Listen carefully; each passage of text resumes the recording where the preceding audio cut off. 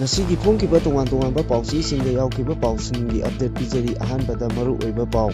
cookie singi separate administration ki demand kaidongwei desu compromise tawroi demand phangriba phawba free movement yaroi haina KSR sina phongdorami Bangladesh army na bound cookie tribe sing oti naibiri haina maral sikre English ngani puntaruki new year numittagi Kangpokpi district ka popi thadana ba CSO singi mithamna warep lokre pami haina oiroidaba demand di tawdaba phai haina MLA Joy Kisana phongdokre visa service lephigani haidakli cookie singi fataba lalongni haiba lengakna khanggadabani phongdokre petrol pump sing region outlet singda security ningthi na pidina ngak simbagi tabak paigalagani haibagi thajaba pite Imphal City da gari khamphanggi awaba lehendanaba thorang lokhatle haina Hari Kumar na phongdoragi Russia gi missile attack ta ahum sire Kimna cookie jo miyamda Christmas ki pausel pirakli lamjingba group of company gi chanasam zeki court na bel pikre maitei cookie doctor singna punna thabak tawinaduna miyoi kayagi punsi ganminnari Bangladesh da Hindu hatpagi mayokta New Delhi da miyamna khongjang changsikre Jiribam district ki BDF singna central committee ki warep chagotuna gun down amadi pen down strike ki khongjang changsikre awang nongpok lamdamda Myanmar dagi drug pusilakpagi chang wangkhalakli popi thabagi changsu hengalakli Usek atpada sizinaba yargan ani fagale useki asiba taruksu phangre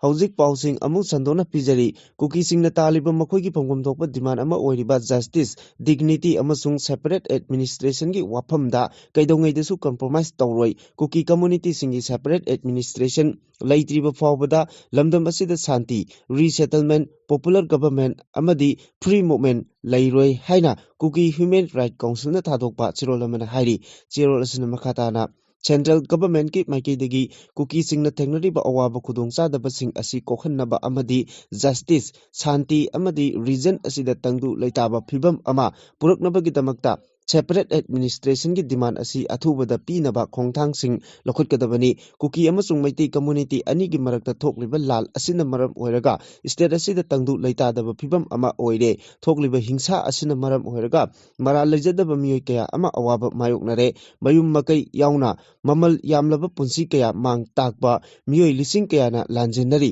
asigumba phibam asida cookie singi akiba amasung tangdu leitadaba mong amada hingli maram aduna thokdok sing asigi justice phangdriba phawbadi shanti lairoi cookie singi phangpham thokpa justice dignity amasung separate administration gi demand asi pijriba phawba lamdam asida shanti sunglei lairoi cookie singna masana masabu ngakjenabagi chapchaba warep adu laure central government gi maikeidagi cookie singna taliba separate administration gi demand asigi matangda dialing tactics ki policy chatharibasi lebak asigi minority tribe singi mathakta human right khonggauna bani loinana Indian constitution na piriba phangpham thokpa hak sing adu justice ki principle sing adugi mayoktane irang asigi manungda Manipur state force amasung maitei community singi makhutta cookie family singi imung manung amasung miyoi kaya gi punsi mangkhiba sing asi arembada tahalloi cookie singna makhoigi phangpham thokpa hak sing yauna justice amasung achumbagi damakta chapchana thengnakhigani loinana India government ki maikeidagi cookie miyam gi punsi kaya Pamlabasu makhoigi pari purigi lam right amasung dignity gi damak thawai kathoknaba sem saraga lairi hairaduna region asida shanti tangdu leitaba amasung justice puraknaba gi damakta separate administration gi demand asi pinaba athubada mathau taba thabaksing paikhatnaba honagadabani haina cookie human right council gi maikeidagi India government ta taksilli Bangladesh ki Chittagong Hills Crack ta khundariba bound cookie community sing Bangladesh army na yamna thina ot naibire haina cookie human right council na makhatana phongdorakli KSRC asigi chirol sin makhatan hai Bangladesh ki Chittagong Hills Crack ta khundariba bound cookie tribe singi mathakta Bangladesh security forces singna aine yadaba mongda phaba punba custody da ot naiba amadi hatpana singba sing chatharakpa asi bound cookie villager singda aki tujungba bokhalle hari council asina asigumba thongsing asi apik apikpa indigenous furup-singda target tawduna ot naibagi mawongni haina phongdorali statement asina makhatana hai tha asigi kunmathoida bound kuki community gi sahi kunthra rom suraba longmi sangmyan thang asi Bangladesh military na kuki national army KNA ga mari leinai haina phaduna ot naibagi thabak chathaki hojikso hariba miyoi asi security gi custody da leiri atopa thodok amadana lamram sam bound koba miyoi ama December 5 da Bangladesh security forces singna pharaba matungda custody da hatoklaba matung mahaki asiba haksang adu military camp amadagi phangki hairi masigi mathakta Bangladesh military singna kuki bound sing namna khundariba churachari kingengla Badarban khul asi hojiksu leptana kuki nahasing punna phaduna ot naibagi thabak chathari asigumba thongsing asi KHR asi na haksina lobaga loinana India gi mari lenaba authority singda bound kuki singi protection pibinaba taksilakli Lakadoriba anauba chahi lising ani kuntaruki New Year Day dagi Kangpokpi district ta popi pambi thabagi tabak punglep lepnaba haukiba December 5 da Kangpokpi da pangthokkiba Sada Hills ki CSO singi cabinet mifamna warep lokre hari hariba mifam aduda Kangpokpi district ta leiriba tongan ba CSO sing Sada Hills Chief Association Kuki Inpi Sada Hills yauna tongan ba tribal organization student body sing women organization sing youth club sing amadi community group singi mihut sing yauki mifam aduda English ngani kuntaruki New Year Day numittagi Kangpokpi district ta popi pambi thabagi thabak punglep lepnaba lawkiba warep adu mapung phana thabakta onthoknabagi ngamnabagi damakta CSO singi maikaidagi district aduda leiriba maru oiba stakeholders sing village authorities sing amasung traditional leaders singa loinana Cheris Naina district sinba thungna khana nainabagi thabak leptana chathari masigi manung channa haukiba December 10 da South West Sada Hills amasung Gangifai Tafaugi village zip singi oiba mifam ama pangthokre December 13 tana Tuilang area gi zip singi oiba mifam ama Baimol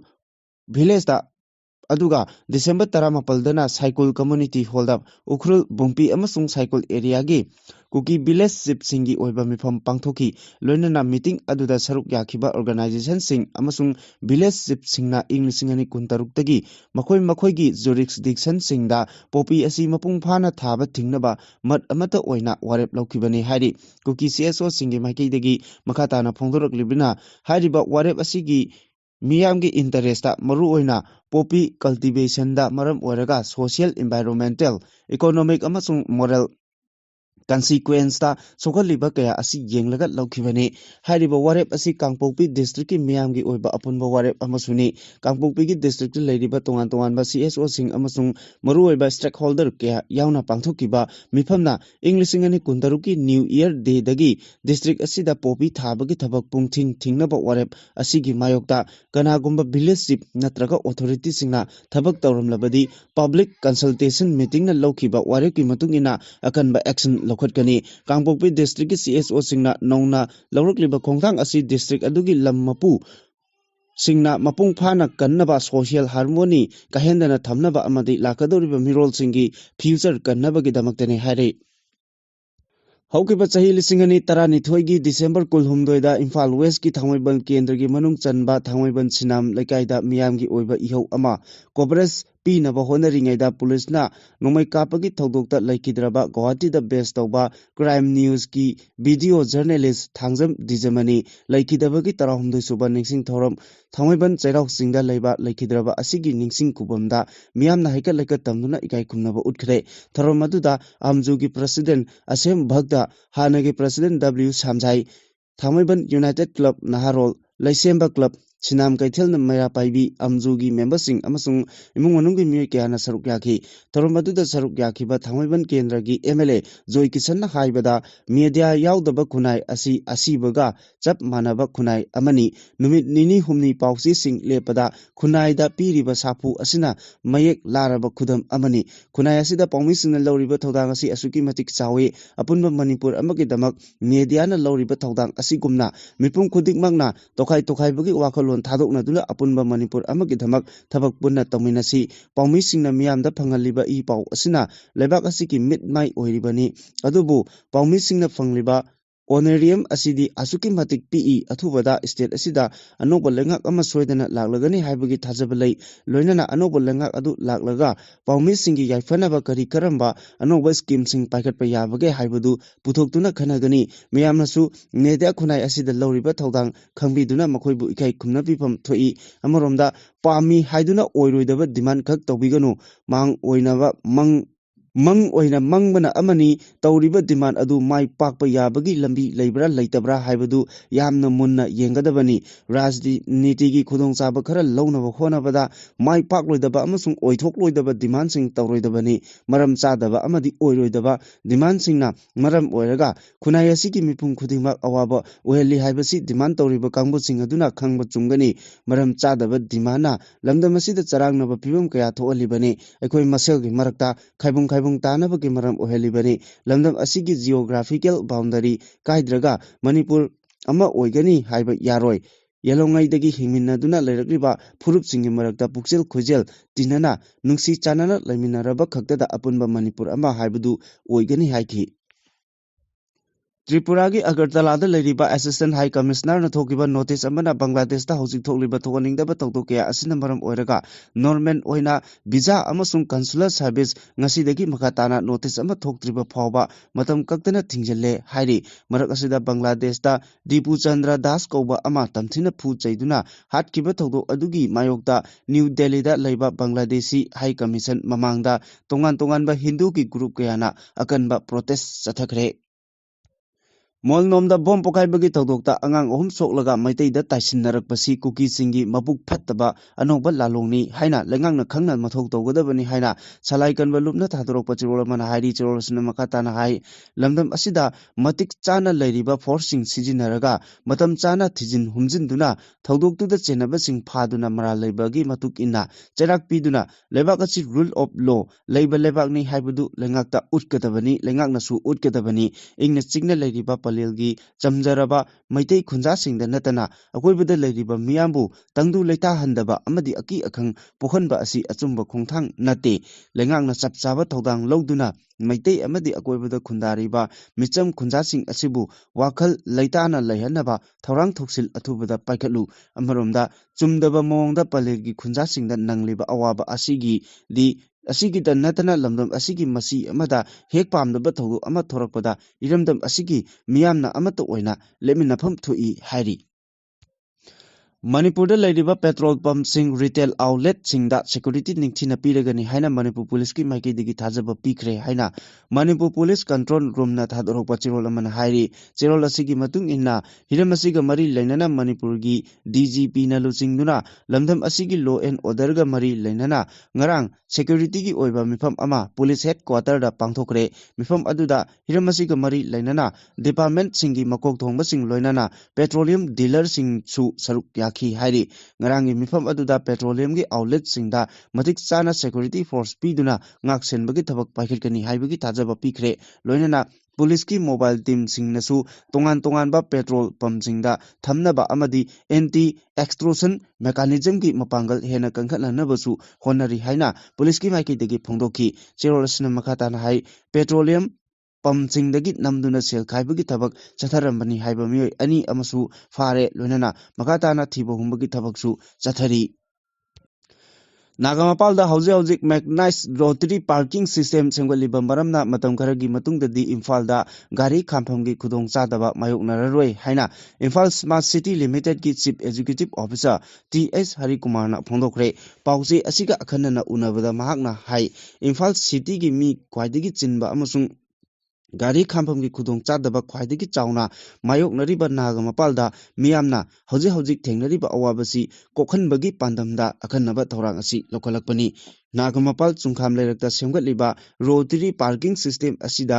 Chawrakna gari chamaga tara mari khamba changani lebak asigi oina asigumba makhalgi parking leiba Imphal na anisuba oigani ahanba oina indoor da mechanized rotary parking system ama mai pakna semgatuna gari khampham gi matangda leiramba khudong chadabasing kokhanba ngamkrabani loinana ima kaithel ahum gi makhadasu gari chatruka humbu hena khamnaba mafum ꯁꯦꯝꯒꯠꯄ ꯂꯣꯏꯁꯤꯜꯂꯛꯂꯦ ꯅꯧꯅ ꯄꯥꯏꯈꯠꯂꯛꯂꯤꯕ project ꯑꯁꯤꯒꯤ ꯃꯇꯥꯡꯗ ꯃꯍꯥꯛꯅ ꯍꯥꯏ ꯑꯈꯟꯅꯕ ꯃꯐꯝ ꯑꯃꯗ ꯒꯥꯔꯤ ꯃꯁꯤꯡ ꯌꯥꯝꯅ ꯈꯥꯝꯕ ꯌꯥꯍꯟꯅꯕꯒꯤ ꯄꯥꯟꯗꯝꯗ ꯔꯣꯇꯔꯤ ꯄꯥꯔꯀꯤꯡ ꯁꯤꯁꯇꯦꯝ ꯁꯦꯝꯒꯠꯄꯅꯤ ꯃꯁꯤꯅ ꯒꯥꯔꯤ ꯈꯥꯝꯕꯗ ꯈꯨꯗꯣꯡꯆꯥꯕꯒ ꯂꯣꯏꯅꯅ ꯂꯝꯕꯤ ꯆꯤꯟꯕꯒꯤ ꯆꯥꯡ ꯍꯟꯊꯍꯜꯂꯒꯅꯤ ꯅꯥꯒꯥꯃꯄꯥꯜꯗ ꯁꯦꯝꯒꯠꯂꯤꯕ ꯔꯣꯇꯔꯤ ꯄꯥꯔꯀꯤꯡ ꯐꯦꯁꯤꯂꯤꯇꯤꯗ 4-wheeler ꯒꯥꯔꯤꯁꯤꯡꯒꯤ ꯃꯦꯛꯅꯥꯏꯖ ꯌꯨꯅꯤꯠ 3 ꯑꯃꯁꯨꯡ 2-wheelerꯒꯤꯅ ꯌꯨꯅꯤꯠ 1 ꯌꯥꯎꯔꯤ 4-wheelerꯒꯤ ꯌꯨꯅꯤꯠ ꯑꯃꯗ ꯄꯨꯟꯅ ꯀꯥꯔ 13 ꯈꯥꯝꯕ ꯆꯟꯒꯅꯤ ꯌꯨꯅꯤꯠ 3 ꯄꯨꯟꯅ ꯀꯥꯔ 92 ꯈꯥꯝꯕ ꯌꯥꯒꯅꯤ 2-wheeler ꯌꯨꯅꯤꯠꯀꯤ ꯑꯣꯏꯅꯗꯤ ꯌꯨꯅꯤꯠ ꯑꯃꯗ ꯒꯥꯔꯤ 62 ꯈꯥꯝꯕ ꯌꯥꯒꯅꯤ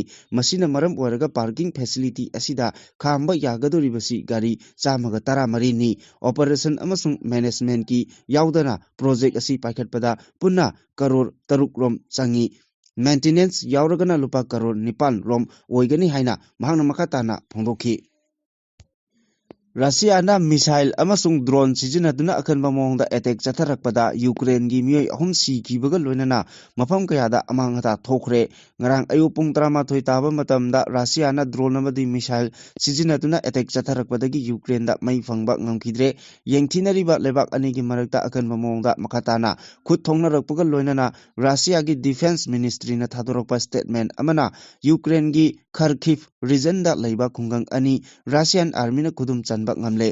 ꯀꯤꯟꯖꯥꯜꯒꯤ ꯃꯤꯁꯥꯏꯜ ꯁꯤꯖꯤꯟꯅꯗꯨꯅ ꯌꯨꯀ꯭ꯔꯦꯟꯒꯤ ꯃꯔꯨꯑꯣꯏꯕ ꯃꯤꯂꯤꯇꯔꯤꯒꯤ ꯃꯐꯝ ꯀꯌꯥꯁꯨ ꯑꯃꯥꯡ ꯑꯇꯥ ꯊꯣꯛꯍꯟꯈ꯭ꯔꯦ ꯆꯥꯎꯔꯥꯛꯅ ꯗ꯭ꯔꯣꯟ 300 ꯑꯃꯁꯨꯡ ꯃꯤꯁꯥꯏꯜ 10 ꯔꯣꯝ ꯁꯤꯖꯤꯟꯅꯗꯨꯅ ꯌꯨꯀ꯭ꯔꯦꯟꯒꯤ ꯏꯅꯔꯖꯤ ꯁꯦꯛꯇꯔꯗ ꯆꯥꯎꯅ ꯑꯃꯥꯡ ꯑꯇꯥ ꯊꯣꯛꯍꯟꯈꯤꯕꯗꯒꯤ ꯂꯩꯕꯥꯛ ꯑꯗꯨꯗ ꯍꯧꯖꯤꯛ ꯃꯩ ꯐꯪꯗꯕꯒꯤ ꯑꯋꯥꯕ ꯃꯥꯌꯣꯛꯅꯔꯦ ꯍꯥꯏꯅ prime minister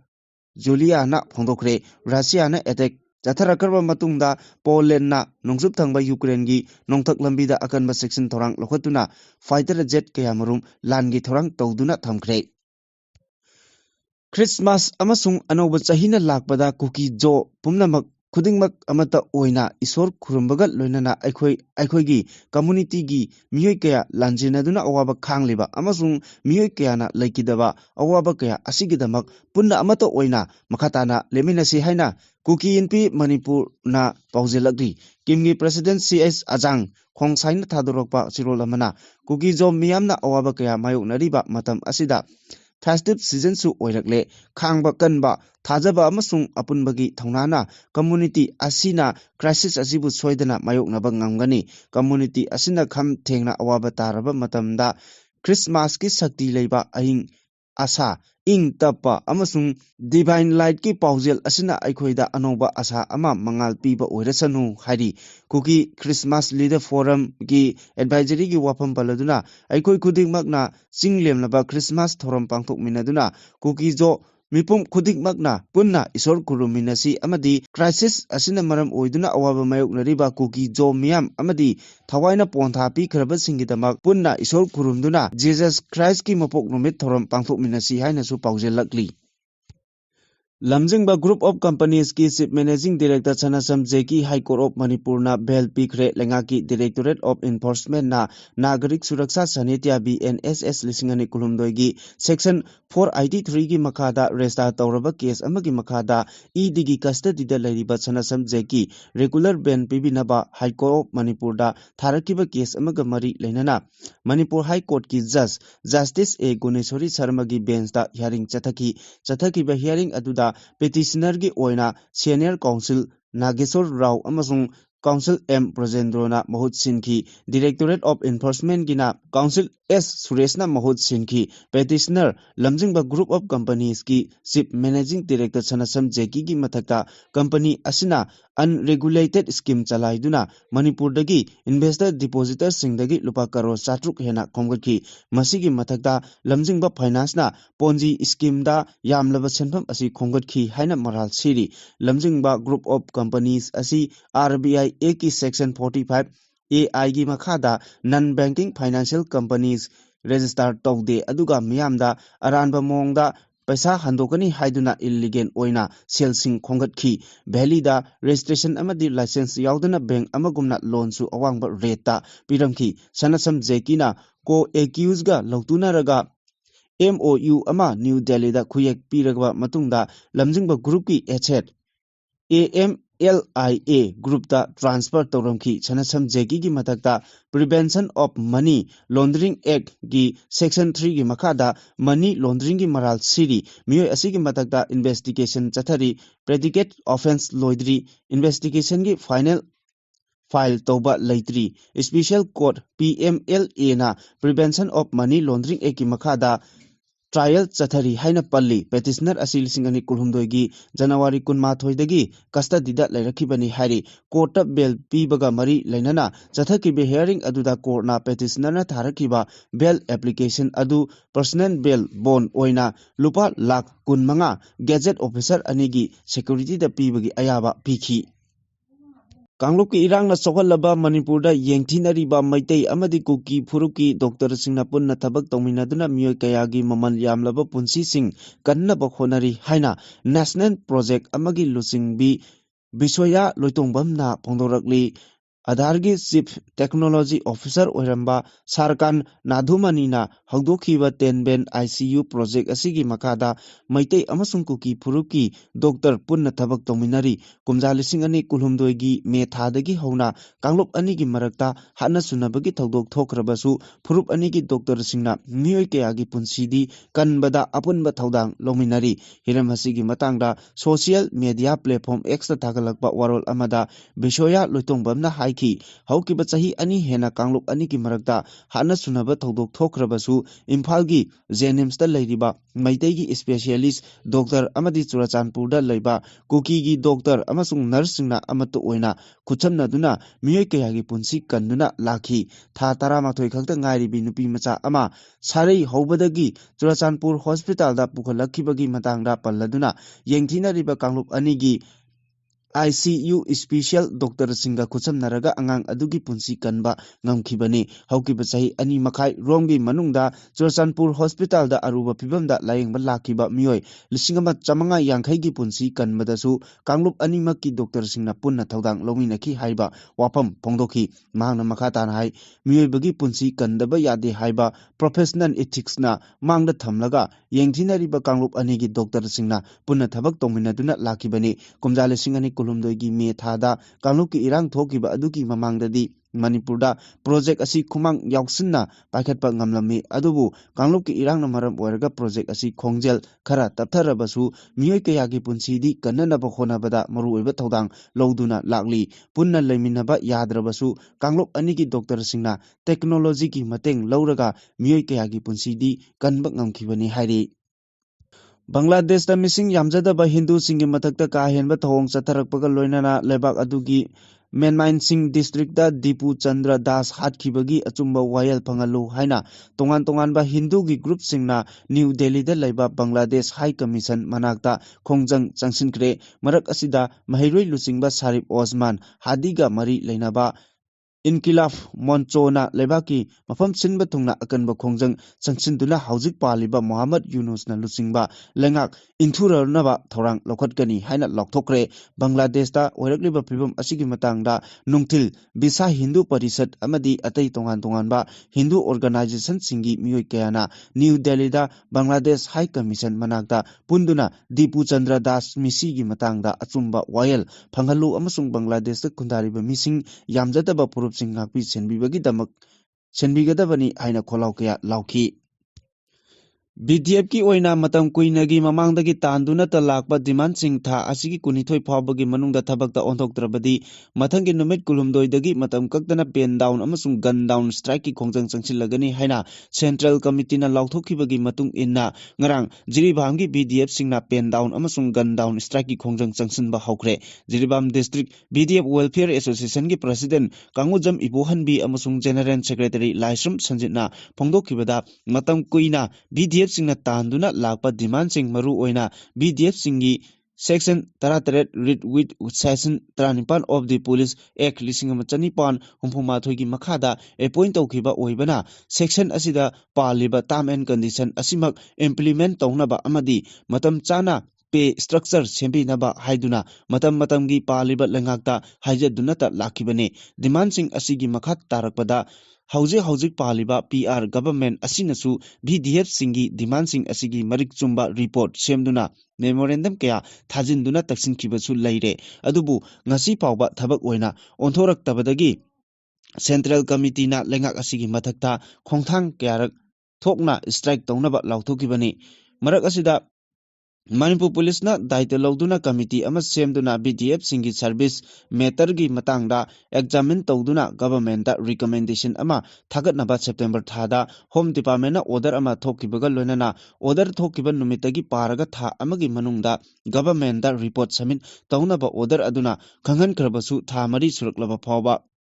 Committee na matam chana recommendation sing government da lankhalaktabana khosaunaraba district 167 ki BDF leader sing yauna Central Committee na haukiba December 15 da press conference pangthoktuna BDF sing na taliba demand asi December 12 phawbada thabakta onthoraktrabadi December 12 dagi matam kaktaba gun down amasung pen down strike chatharagani haina lokthokibani loinana Manipur da leiriba BDF khudikmangna support taunaba appeal tawkibagi matung ina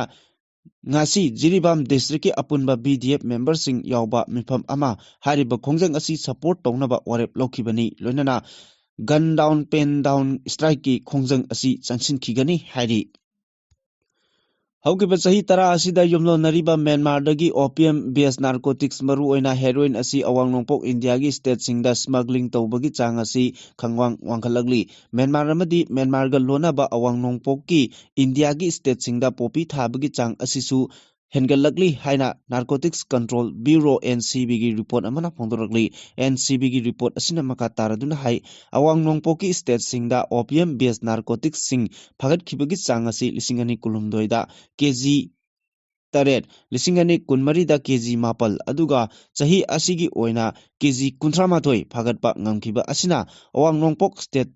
singda Myanmar romdagi pusilakpa drug sing asi khanghen hengalle haiba takpani chahi asigi oina narcotics drug kg kuntramathoi phagat kibagi manungda Assam khaktada kg 13 phagatpa ngamkhi hairi aduga masigi matakta atopa security forces singna Myanmar dagi smuggling tawrakpa narcotics drug asi lisingani kulumdoida kg 163 ni lisingani kunmari dana kg 163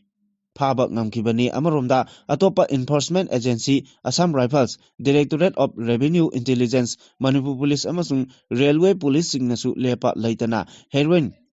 morphine amasung kani sing awang nongpoki state singdagi phagatpa leptri hairi drug sing asibu sungbada maru oina sijinariba opium asi Myanmar opium survey lisingani kunmanga gi report matung inna Myanmar da popi thabagi chang asi chada 13 hengalakle popi thabagi chang hengalakliba asi Myanmar lebakta lan tawba amati setmit londa chauna soktharakpagi mami tabanani hairi loinana report asigi matung ina Myanmar da lisingani kunmari da opium thabagi lam asi hector Lising ni manga chani oirambadagi lisingani kunmanga da lam hector lising yangkhai mathoi chamada masing hengatki malemgi oina popi thaduna drug chauna sungba lebak asi Afghanistan Colombia amasung Myanmar ni Manipur ga yumlo nariba Manipur da paktakna na popi thabagi thabaksing paikhalakliba asi chin kuki na ayamba oiri asigumba popi thaduna opium sungba amadi heroin sungbagi thabak asi chin kuki singna Myanmar da pangthoklambadagi haukibal chahi manga rom asida Manipur da lariba kuki immigrant sing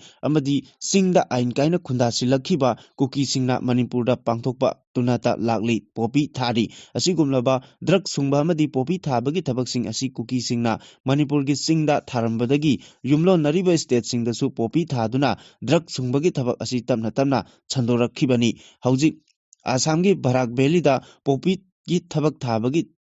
thoram asida state ki law enforcing body singna kanna thingnaba honarabasu thingba ngamdana leiri maram asina Narcotics Control Bureau gi mityeng makhada popi thaba amadi heroin smuggling tawbagi achoba gang khotpu sing amadi drug carton sing phakatnaba honabada achoba drug carton sing asi Myanmar da base tawba oibana phanaba honabada achoba awaba amadi oiri haina report asina makhatari ꯊꯧꯕꯥꯜ forest ꯔꯦꯟꯖꯀꯤ ꯁ꯭ꯇꯥꯐꯁꯤꯡꯅ ꯅꯨꯡꯊꯤꯜ ꯊꯧꯕꯥꯜ ꯈꯦꯇ꯭ꯔꯤ ꯂꯩꯀꯥꯏꯗꯒꯤ ꯎꯆꯦꯛ ꯍꯥꯠꯄꯗ ꯁꯤꯖꯤꯟꯅꯕ ꯏꯌꯔꯒꯟ 2 ꯑꯃꯗꯤ ꯎꯆꯦꯛꯀꯤ ꯑꯁꯤꯕ 6 ꯐꯪꯕ ꯉꯝꯈ꯭ꯔꯦ꯫ ꯎꯆꯦꯛ ꯍꯥꯠꯂꯝꯕ ꯃꯤꯑꯣꯏꯁꯤꯡꯗꯤ ꯅꯥꯟꯊꯣꯛꯇꯨꯅ ꯆꯦꯟꯈ꯭ꯔꯦ ꯍꯥꯏꯔꯤ꯫ ꯄꯥꯎ ꯑꯁꯤꯅ ꯃꯈꯥ ꯇꯥꯅ ꯊꯧꯕꯥꯜ ꯈꯦꯇ꯭ꯔꯤ ꯂꯩꯀꯥꯏꯒꯤ ꯑꯦꯔꯤꯌꯥꯗ ꯃꯤꯑꯣꯏ ꯈꯔꯅ ꯏꯌꯔꯒꯟ ꯁꯤꯖꯤꯟꯅꯗꯨꯅ ꯎꯆꯦꯛꯁꯤꯡ ꯍꯥꯠꯂꯦ ꯍꯥꯏꯕꯒꯤ ꯑꯀꯛꯅꯕ ꯄꯥꯎ ꯑꯃ ꯐꯪꯕꯗꯒꯤ ꯊꯧꯕꯥꯜ ꯐꯣꯔꯦꯁꯠ ꯗꯤꯚꯤꯖꯟꯒꯤ ꯗꯤꯑꯦꯐꯑꯣ ꯗꯥꯛꯇꯔ ꯑꯦꯜ ꯖꯤꯁꯤꯂꯤꯒꯤ ꯃꯤꯠꯌꯦꯡ ꯃꯈꯥꯗ ꯊꯧꯕꯥꯜ ꯔꯦꯟꯖꯀꯤ ꯔꯦꯟꯖꯔ ꯑꯣꯐꯤꯁꯥꯔ ꯗꯤꯅꯦꯁ ꯆꯟꯗ꯭ꯔ ꯁꯂꯥꯝꯅ ꯂꯨꯆꯤꯡꯕ ꯔꯦꯟꯖꯀꯤ ꯁ꯭ꯇꯥꯐꯁꯤꯡꯅ ꯄꯤꯄꯜꯁ ꯐꯣꯔ ꯑꯦꯅꯤꯃꯦꯜ ꯊꯧꯕꯥꯜꯒꯤ ꯃꯦꯝꯕꯔꯁꯤꯡ ꯌꯥꯎꯅ ꯃꯐꯝ ꯑꯗꯨꯗ ꯆꯪꯁꯤꯜꯂꯨꯕꯗ ꯎꯆꯦꯛ ꯍꯥꯠꯂꯝꯕꯁꯤꯡ ꯑꯗꯨꯗꯤ ꯅꯥꯟꯊꯣꯛꯇꯨꯅ ꯆꯦꯟꯈ꯭ꯔꯦ, ꯂꯣꯏꯅꯅ ꯃꯈꯣꯏꯅ ꯁꯤꯖꯤꯟꯅꯔꯝꯕ ꯏꯌꯔꯒꯟ 2 ꯑꯃꯗꯤ ꯃꯈꯣꯏꯅ ꯍꯥꯠꯂꯝꯕ ꯎꯆꯦꯛꯀꯤ ꯑꯁꯤꯕ 6 ꯐꯪꯕ ꯉꯝꯈꯤ꯫ ꯊꯧꯗꯣꯛ ꯑꯁꯤꯒ ꯃꯔꯤ ꯂꯩꯅꯕ ꯊꯧꯕꯥꯜ ꯔꯦꯟꯖ ꯑꯣꯐꯤꯁꯥꯔ ꯗꯤꯅꯦꯁ ꯆꯟꯗ꯭ꯔ ꯁꯂꯥꯝꯅ ꯐꯣꯡꯗꯣꯔꯛꯄꯗ ꯑꯁꯤꯕ ꯑꯣꯏꯅ ꯐꯪꯂꯤꯕ ꯎꯆꯦꯛꯁꯤꯡ ꯑꯁꯤ ꯋꯥꯏꯜꯗ ꯂꯥꯏꯐ ꯄ꯭ꯔꯣꯇꯦꯛꯁꯟ ꯑꯦꯛ 1992ꯒꯤ ꯁꯦꯗꯨꯜ 2 ꯁ꯭ꯄꯦꯁꯤꯁꯀꯤ ꯃꯅꯨꯡ ꯆꯟꯅ ꯁ꯭ꯄꯣꯇꯦꯗ ꯗꯣꯚ ꯍꯥꯏꯅ ꯈꯪꯅꯕ ꯎꯆꯦꯛ ꯃꯈꯜ ꯑꯃꯅꯤ꯫ ꯑꯁꯤꯕ ꯎꯆꯦꯛꯁꯤꯡ ꯑꯁꯤ ꯃꯐꯝ ꯆꯥꯕ ꯌꯦꯡꯂꯒ ꯐꯨꯝꯖꯤꯜꯂꯒꯅꯤ ꯑꯃꯗꯤ ꯋꯥꯏꯜꯗ ꯂꯥꯏꯐ ꯄ꯭ꯔꯣꯇꯦꯛꯁꯟ ꯑꯦꯛ 1992ꯒꯤ ꯃꯈꯥꯗ ꯀꯦꯁ ꯑꯃꯁꯨ ꯂꯧꯈꯠꯂꯒꯅꯤ, ꯂꯣꯏꯅꯅ ꯃꯤꯌꯥꯝꯅ ꯂꯝꯂꯛꯀꯤ ꯁꯥ ꯎꯆꯦꯛ ꯍꯥꯠꯄ ꯈꯨꯗꯛꯇ ꯂꯦꯞꯅꯕ ꯑꯄꯤꯜ ꯇꯧꯔꯛꯂꯤ꯫ ꯃꯈꯥ ꯇꯥꯔꯛꯄ ꯑꯔꯣꯏꯕ ꯄꯥꯎꯗ ꯑꯦꯗꯤꯇꯣꯔꯤꯌꯦꯜ ꯀꯂꯝꯗꯒꯤ ꯃꯆꯪ ꯑꯣꯏꯕ ꯄꯥꯎ ꯑꯃ ꯂꯧꯈꯠꯆꯔꯤ ꯃꯗꯨꯗꯤ ꯅꯍꯥꯅ ꯃꯥꯏꯕ ꯁꯥꯔꯒ ꯃꯪ ꯊꯟꯕꯒꯤ ꯊꯧꯑꯣꯡ ꯇꯥꯍꯜꯂꯣꯏꯁꯤ꯫ ꯅꯍꯥꯅ ꯃꯥꯏꯕ ꯁꯥꯔꯕꯗꯤ ꯃꯪ ꯊꯜꯂꯤ, ꯎꯍꯩ ꯌꯥꯝꯅ ꯄꯥꯟꯕ ꯎ ꯃꯔꯨ ꯂꯨꯛꯏ, ꯊꯟꯗꯕ ꯆꯐꯨ ꯃꯈꯣꯜ ꯊꯣꯛꯏ, ꯃꯅꯥꯅ ꯍꯩꯃꯥꯡ ꯁꯥꯕ ꯌꯥꯗꯦ ꯍꯥꯏꯕ ꯃꯩꯇꯩꯒꯤ ꯂꯥꯏ ꯑꯣꯏꯈ꯭ꯔꯕ ꯏꯄꯥ ꯏꯄꯨꯁꯤꯡꯅ ꯊꯝꯕꯤꯔꯝꯕ ꯑꯃꯗꯤ ꯇꯥꯛꯄꯤꯔꯝꯕ ꯄꯥꯎꯇꯥꯛꯁꯤꯡ ꯑꯁꯤꯕꯨ ꯉꯁꯤꯒꯤ 12 ꯁꯨꯕ ꯆꯍꯤꯆꯥꯒꯤ ꯃꯤꯔꯣꯟꯅ ꯌꯥꯝꯅ ꯀꯨꯞꯅ ꯅꯩꯅꯕ ꯃꯊꯧ ꯇꯥꯔꯛꯂꯤ ꯍꯥꯏꯕꯁꯤ ꯈꯪꯃꯤꯟꯅꯕ ꯆꯨꯝꯒꯅꯤ ꯈꯜꯂꯤ꯫ ꯍꯧꯈꯤꯕ ꯀꯨꯝꯖꯥ 1707ꯗ ꯃꯅꯤꯄꯨꯔꯒꯤ ꯅꯤꯡꯊꯧ ꯑꯣꯏꯅ ꯄꯥꯟꯈꯤꯕ ꯄꯥꯝꯍꯩꯕ ꯁꯅꯥ ꯍꯥꯛꯇꯛꯇ ꯀꯪꯂꯩꯄꯥꯛ ꯉꯁꯤꯒꯤ ꯃꯅꯤꯄꯨꯔꯗ ꯊꯣꯛꯍꯟꯅꯤꯡꯗꯕ ꯊꯧꯗꯣꯛ ꯀꯌꯥꯃꯨꯛ ꯊꯣꯛꯈꯤꯕꯗꯒꯤ ꯉꯁꯤꯒꯤ ꯃꯅꯤꯄꯨꯔ ꯇꯥꯡꯀꯛꯇ ꯃꯔꯤꯡ ꯃꯔꯥꯡꯕ ꯋꯥꯔꯤꯅ ꯌꯨꯝꯐꯝ ꯑꯣꯏꯕ ꯃꯈꯜ ꯀꯌꯥꯒꯤ ꯊꯧꯔꯝ ꯀꯌꯥꯕꯨ ꯃꯁꯥꯒꯤ ꯑꯣꯏꯕ ꯑꯅꯤꯡꯕ ꯑꯄꯥꯝꯕ ꯀꯌꯥꯃꯨꯛ ꯄꯥꯡꯊꯣꯛꯅꯤꯡꯕ ꯊꯧꯔꯝ ꯀꯌꯥꯕꯨ ꯄꯥꯡꯄꯥꯡꯗ ꯄꯥꯡꯊꯣꯛꯅꯕꯒꯤ ꯃꯃꯤ ꯆꯥꯎꯅ ꯉꯁꯤꯒꯤ ꯃꯥꯂꯦꯝꯗ ꯈꯨꯟꯗꯥꯔꯤꯕ ꯃꯩꯇꯩꯁꯤꯡꯒꯤ ꯈꯨꯟꯅꯥꯏꯗ ꯇꯥꯕꯒꯨꯝ ꯇꯧꯔꯤ ꯍꯥꯏꯕ ꯌꯥꯏ꯫ ꯍꯧꯖꯤꯛ ꯃꯅꯤꯄꯨꯔꯒꯤ ꯄꯨꯋꯥꯔꯤꯒ ꯁꯥꯒꯣꯟꯅꯕ ꯊꯥꯗꯣꯛꯅꯕ ꯌꯥꯗꯅ ꯂꯩꯔꯤꯕ ꯊꯧꯔꯝ ꯑꯃ ꯑꯣꯏꯔꯤꯕ ꯃꯩꯇꯩꯒꯤ ꯆꯍꯤ ꯍꯧꯕ ꯁꯖꯤꯕꯨ ꯆꯩꯔꯥꯎꯕꯒꯤ ꯊꯧꯔꯝ ꯑꯁꯤ ꯅꯠꯇꯕ ꯋꯥꯛꯆꯤꯡꯒꯤ ꯅꯣꯡꯃ ꯄꯥꯟꯕꯗ ꯃꯩꯇꯩ ꯆꯍꯤ ꯍꯧꯕꯒꯤ ꯊꯧꯔꯝ ꯄꯥꯡꯊꯣꯛꯅꯕꯒꯤ ꯄꯥꯎ ꯑꯃꯨꯛ ꯇꯥꯅꯔꯛꯄꯒꯨꯝ ꯇꯧꯔꯤ ꯍꯥꯏꯕ ꯌꯥꯏ꯫ ꯑꯃꯕꯨ ꯑꯣꯏꯔꯣ ꯃꯩꯇꯩꯒꯤ ꯁꯖꯤꯕꯨ ꯆꯩꯔꯥꯎꯕ ꯑꯁꯤꯒꯤ ꯅꯨꯡꯒꯤ ꯑꯣꯏꯕ ꯋꯥꯍꯟꯊꯣꯛ ꯀꯌꯥꯃꯨꯛ ꯂꯩꯔꯤꯕꯁꯤꯡ ꯄꯨꯝꯅꯃꯛ ꯑꯁꯤꯒꯤ ꯃꯥꯂꯦꯝꯗ ꯂꯩꯔꯤꯕ ꯃꯩꯇꯩꯁꯤꯡꯅ ꯏꯈꯪꯗ ꯈꯪꯅꯔꯒꯅꯤ ꯈꯜꯂꯤ꯫ ꯃꯥꯂꯦꯝꯗ ꯂꯩꯔꯤꯕ ꯐꯨꯔꯨꯞ ꯀꯥꯡꯂꯨꯞ ꯀꯌꯥꯅ ꯃꯥꯅ ꯄꯥꯝꯖꯕ ꯂꯥꯏꯅꯤꯡ ꯑꯃꯗꯤ ꯆꯠꯅꯤꯡꯕ ꯙꯔꯃ ꯆꯠꯄꯗ ꯏꯟꯗꯤꯌꯥꯒꯤ ꯁꯪꯕꯤꯙꯥꯟꯅ ꯑꯌꯥꯕ ꯄꯤꯔꯕꯁꯨ ꯉꯁꯤꯒꯤ 12 ꯁꯨꯕ ꯆꯍꯤꯆꯥ ꯑꯁꯤꯗ ꯃꯩꯇꯩꯁꯤꯡꯒꯤ ꯑꯣꯏꯅꯗꯤ ꯌꯥꯆꯜ ꯌꯥꯎꯗꯕ ꯁꯒꯣꯜ ꯑꯃꯗꯤ ꯅꯍꯥꯅ ꯃꯥꯏꯕ ꯁꯥꯕꯒꯤ ꯊꯧꯑꯣꯡ ꯆꯠꯊꯕꯒꯤ ꯃꯑꯣꯡꯗ ꯂꯥꯛꯂꯤꯕ ꯑꯁꯤꯗ ꯉꯁꯤꯒꯤ ꯃꯩꯇꯩꯒꯤ ꯈꯨꯟꯅꯥꯏꯗ ꯑꯁꯥꯟꯕ ꯃꯤꯠꯌꯦꯡꯒꯤ ꯃꯈꯥꯗ ꯊꯕꯛ ꯊꯧꯔꯝ ꯇꯧꯔꯤꯕꯁꯤꯡꯅ ꯐꯨꯔꯨꯞ ꯀꯥꯡꯂꯨꯞ ꯑꯃꯒꯤ ꯅꯥꯠ ꯑꯃꯗꯤ ꯂꯥꯏꯅꯤꯡꯗ ꯏꯁꯥꯒꯤ ꯑꯄꯥꯝꯕ ꯑꯅꯤꯡꯕ ꯑꯃꯒꯤ ꯃꯈꯥꯗ ꯊꯧꯔꯝ ꯄꯥꯡꯊꯣꯛꯄ ꯍꯥꯏꯕꯁꯤꯃꯛꯇꯤ ꯑꯐꯕ ꯑꯣꯏꯒꯗꯕ ꯃꯥꯟꯗꯦ ꯈꯜꯂꯤ꯫ ꯃꯔꯝꯗꯤ ꯑꯩꯅ ꯄꯨꯊꯣꯛꯅꯤꯡꯂꯤꯕ ꯃꯑꯣꯡꯗ ꯄꯨꯊꯣꯛꯄ ꯄꯥꯝꯕ ꯈꯔꯅ ꯍꯧꯈꯤꯕ ꯆꯍꯤ ꯈꯔꯗ ꯃꯩꯇꯩꯒꯤ ꯆꯍꯤ ꯍꯧꯕꯒꯤ ꯊꯧꯔꯝ ꯄꯥꯡꯊꯣꯛꯄꯒꯤ ꯊꯧꯑꯣꯡ ꯆꯠꯊꯔꯛꯄ ꯍꯧꯔꯛꯄꯒꯤ ꯃꯑꯣꯡ ꯃꯇꯝ ꯈꯔ ꯃꯥꯟꯅꯕ ꯅꯠꯇ꯭ꯔꯒ ꯆꯨꯝꯕ ꯃꯥꯟꯕ ꯁꯦꯝ ꯁꯥꯔꯒ ꯄꯨꯌꯥ ꯑꯃꯒꯤ ꯃꯃꯤꯡꯗ ꯃꯩꯇꯩꯒꯤ ꯆꯍꯤ ꯍꯧꯕꯒꯤ ꯊꯧꯑꯣꯡ ꯆꯠꯊꯔꯛꯄ ꯍꯥꯏꯕꯁꯤ ꯐꯨꯔꯨꯞ ꯀꯥꯡꯂꯨꯞ ꯑꯃꯕꯨ ꯂꯩꯈꯥ ꯇꯥꯅ ꯆꯤꯡꯊꯅꯕ ꯁꯤꯟꯕ ꯑꯣꯏꯅ ꯊꯣꯛꯀꯗ꯭ꯔꯥ ꯈꯜꯂꯤ꯫ ꯅꯥꯀꯜ ꯑꯃꯔꯣꯝꯗꯅ ꯃꯥꯂꯦꯝꯒꯤ ꯑꯣꯏꯅ ꯆꯍꯤ ꯍꯧꯕꯒꯤ ꯀꯥꯡꯂꯣꯟ ꯑꯁꯤ ꯐꯨꯔꯨꯞ ꯀꯥꯡꯂꯨꯞ ꯀꯌꯥꯒꯤ ꯇꯣꯉꯥꯟꯅ ꯂꯩꯔꯕꯁꯨ ꯃꯩꯇꯩꯒꯤ ꯑꯣꯏꯅꯁꯨ ꯁꯖꯤꯕꯨ ꯆꯩꯔꯥꯎꯕ, ꯁꯖꯤꯕꯨ ꯂꯥꯛꯌꯦꯜ ꯇꯥꯏꯕ, ꯂꯣꯏꯅꯅ ꯂꯝꯇꯥ ꯊꯥꯒꯤ ꯁꯔꯣꯏ ꯈꯥꯡꯕ, ꯂꯥꯏ ꯈꯨꯗꯤꯜ ꯂꯥꯂꯨꯞ ꯍꯥꯏꯕ ꯄꯥꯊꯥꯡ ꯄꯨꯊꯥꯡꯗꯒꯤ ꯆꯠꯅꯔꯛꯄ ꯆꯠꯅꯕꯤ ꯂꯩꯔꯤꯕꯅꯤ꯫ ꯃꯁꯤꯗꯁꯨ ꯅꯠꯇꯅ ꯁꯖꯤꯕꯨꯒꯤ ꯊꯥꯗ ꯄꯥꯡꯊꯣꯛꯄ ꯃꯩꯇꯩꯒꯤ ꯂꯥꯏ ꯍꯥꯛꯇꯛ ꯍꯥꯏꯕꯗꯤ ꯃꯩꯇꯩꯅ ꯃꯩꯇꯩ ꯂꯨꯞꯀꯤ ꯂꯥꯏꯅꯤꯡ ꯂꯧꯗ꯭ꯔꯤꯉꯩꯗꯒꯤ ꯄꯥꯡꯊꯣꯛꯂꯝꯕ ꯊꯧꯔꯝꯁꯤꯡ ꯄꯨꯝꯅꯃꯛ ꯃꯤꯇꯣꯞꯀꯤ ꯂꯥꯏꯅꯤꯡ ꯂꯧꯔꯕ ꯐꯥꯎꯕꯗ ꯃꯄꯣꯞ ꯀꯥꯏꯗꯅ ꯄꯥꯡꯊꯣꯛꯄ ꯊꯧꯔꯝꯁꯤꯡꯒꯤ ꯃꯅꯨꯡꯗ ꯂꯝꯇꯥ ꯊꯥꯒꯤ ꯑꯍꯥꯟꯕ ꯊꯥꯡꯖꯗ ꯁꯔꯣꯏ ꯈꯥꯡꯕ ꯍꯥꯏꯕ ꯊꯧꯔꯝ ꯑꯁꯤ ꯄꯥꯡꯊꯣꯛꯇꯨꯅ ꯂꯥꯛꯂꯤꯕ ꯑꯁꯤꯒꯤ ꯅꯨꯡꯒꯤ ꯑꯣꯏꯕ ꯋꯥꯍꯟꯊꯣꯛ ꯈꯪꯃꯤꯟꯅꯕ ꯆꯨꯝꯒꯅꯤ ꯈꯜꯂꯤ꯫ ꯃꯔꯝ ꯑꯗꯨꯅ ꯃꯩꯇꯩꯒꯤ ꯑꯣꯏꯕ ꯅꯥꯠꯀꯤ ꯊꯧꯔꯝꯗ ꯏꯁꯥꯒꯤ ꯑꯅꯤꯡꯕ ꯑꯄꯥꯝꯕꯗ ꯄꯥꯡꯊꯣꯛꯇꯕꯅ ꯃꯩꯇꯩ ꯈꯨꯟꯅꯥꯏ ꯀꯟꯅꯕꯒꯤ ꯑꯆꯦꯠꯄ ꯐꯤꯔꯦꯞ ꯑꯣꯏꯒꯅꯤ꯫